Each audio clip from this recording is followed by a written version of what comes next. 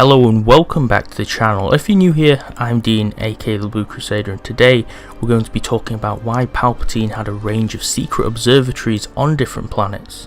For those of you who may have played the new Battlefront 2 game or read Aftermath Empire's End, you may have an idea of what I'm talking about. However, if you haven't played or seen the campaign story of the new Battlefront 2, I made a video explaining the full 4 to 5 hours of the story in only 20 minutes, so I would recommend starting off there. But without further ado, let's get into it. Emperor Sheev Palpatine had a series of many secret observatories which were scattered across the galaxy during his rule. These observatories were emplaced on different planets, usually desolate, semi-abandoned or uninhabited worlds. Examples of these worlds and their observatories which I will cover in this video include the planet Pillio and Jakku. These observatories were places that Emperor Palpatine stored many artifacts and items of interest. One of these items was a compass which Luke Skywalker seeked out sometime in the events after the Battle of Endor, which is covered in EA's Battlefront 2 campaign story arc. These observatories were types of laboratories which mostly looked beyond the galactic rim, pointed in many different directions, each having their own unique purpose. Palpatine stored artifacts of many different types, such as Sith and Jedi relics, namely holocrons, weapons, or experimental kit. One more interesting note is the apparent use of these observatories as prisons. As I quote from a passage on the Star Wars wiki, they used the life forces of prisoners which were harnessed or used. This would play very well into my other video on Project Resurrection and perhaps would explain the possible cloning of Vader or the exhumed body of Snoke, whom I theorise was an ancient Sith user being used as a surrogate body or revived through some sort of experimentation. Each of these observatories had a unique security system which was used to contain the facility and keep it closed off to intruders.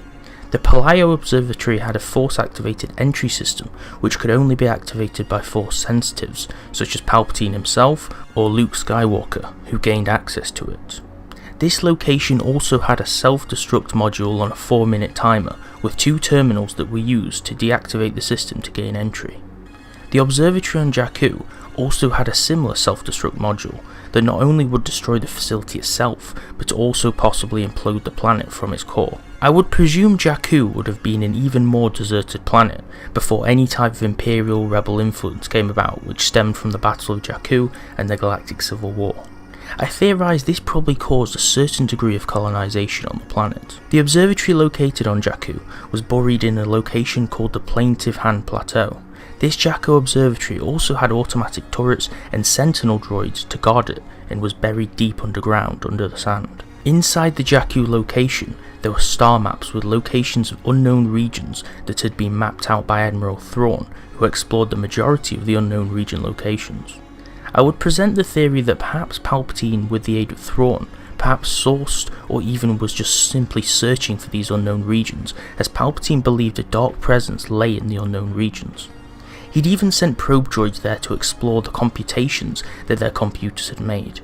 Because of this, perhaps the dark presence was Snoke. Whether Palpatine knew or not before his death is unknown at this point, but perhaps he used these observatories to study the presence and to seek it. The observatory on Jakku also held information Palpatine sourced himself, which referenced the barren planet of Jakku once being a luscious world of oceans and forests, which I may perhaps explore in another video. If you reach the end of this video, make sure you leave a comment below to let me know, and leave a like on the video if you enjoyed it. Make sure to subscribe to the channel for weekly Star Wars news and lore videos, and you can also subscribe to my main channel, which is featured on my channel page for film reviews and more. Thanks for watching, and I'll see you next time.